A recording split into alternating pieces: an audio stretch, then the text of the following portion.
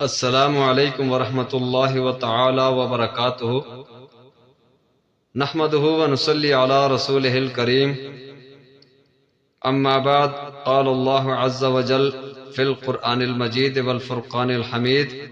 اعوذ باللہ من الشیطان الرجیم بسم اللہ الرحمن الرحیم فلم تجدوا ماء فتیمموا صعیدا طیبا فامسحوا بوجوہکم وایدیکم صدق اللہ العظیم اللہم صلی علی محمد النبی الامی وعلی آلہ وسلم تسلیما صلی اللہ تعالی علیہ وسلم۔ حضرات محترم، ارباب علم و دانش، ہمارے پہلے درس میں جو تیمم کے اسباب ہیں ان پر مختصر سی گفتگو کی گئی، اور پھر اب جو آیت تیمم ہے، تیمم والی آیت سورۃ النساء میں بھی موجود ہے اور سورۃ المائدہ میں بھی موجود ہے۔ اب اس آیت تیمم کا جو شان نزول ہے اس کو بیان کیا جائے گا کہ تیمم کے احکامات جو بھی نازل ہوئے اس کا مختصر سا پس منظر کیا ہے۔ تو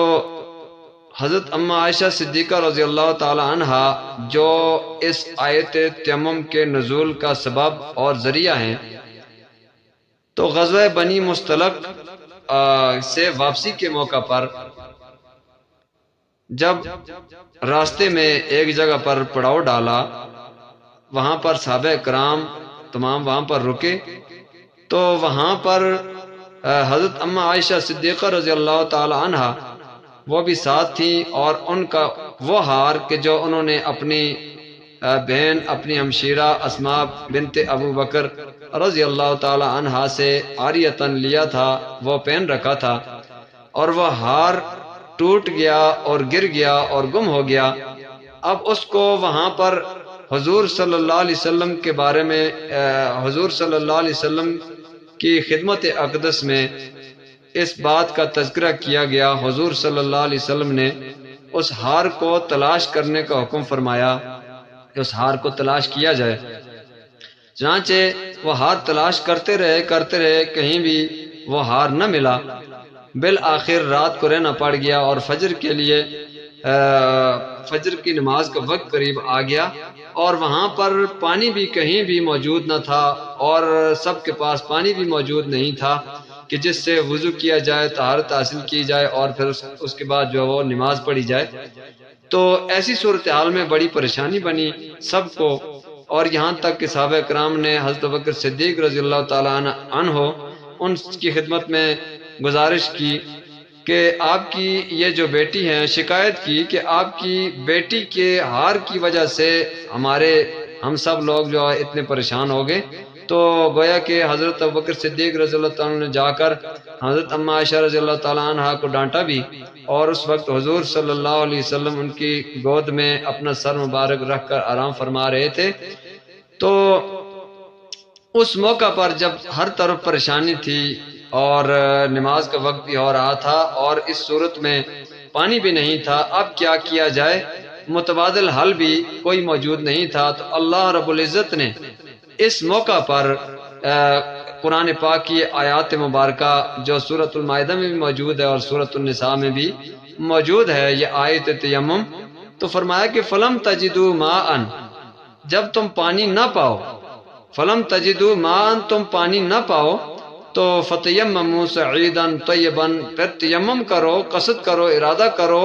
پاک مٹی سے طہارت حاصل کرنے کا۔ فامسحوا بوجوہکم وایدیکم، تو اپنے چہروں اور اپنے ہاتھوں کو اپنے بازوؤں کو مال لو،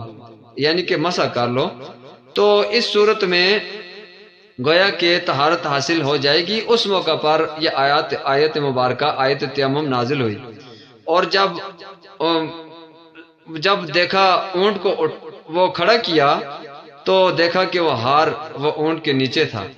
تو اس موقع پر یہ آیت مبارکہ اور یہ عظیم تحفہ، عظیم گفٹ جو اللہ تعالیٰ کی طرف سے اس امت کو ملا، اتنی بڑی پریشانی اور مسئلہ حل ہو گیا قیامت تک کے لیے کہ اگر پانی نہ پایا جائے، وضو اور استنجا اور اسی طرح غسل کرنا متعذر اور مشکل ہو، تو اس صورت میں اس کو متبادل الٹرنیٹو جو حل اور جو متبادل نظام ہے، تو اس صورت میں جو وہ تیمم ہے، اور تیمم کے ذریعے سے طہارت حاصل کر کے انشاءاللہ تعالی جو وہ عبادات اپنی مکمل کی جا سکیں گی۔ تو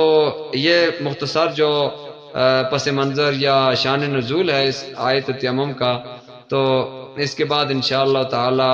تیمم کی لغوی اصطلاحی تعریف اور تیمم کے جو رکن ہیں اور دیگر جو احادیث مبارکہ کی روشنی میں مسائل بیان کیے جائیں گے۔ اللہ تعالیٰ ہم سب کو عمل کرنے کی توفیق عطا فرمائے۔ ہمارے اس یوٹیوب چینل مفتی محمد اظہر کو ضرور سبسکرائب کریں، اور جتنا زیادہ سے زیادہ ہو سکے ویڈیو کو شیئر کریں اور لائک کریں، اچھے اچھے کمنٹس کریں، اور اسی طرح ہمارے فیس بک پیج مفتی محمد اظہر یا محمد اظہر کو ضرور فالو کریں، تاکہ ہر نئی آنے والی ویڈیو نئے مسائل پر مشتمل آپ کے پاس بر وقت پہنچ جائے، اور اللہ تعالی ہم سب کو جو پڑھنے، سننے اور عمل کرنے اور فائدہ حاصل کرنے کی توفیق عطا فرمائے۔ جزاکم اللہ، احسن الجزاء فی الدارین خیرا۔ السلام علیکم ورحمۃ اللہ وبرکاتہ۔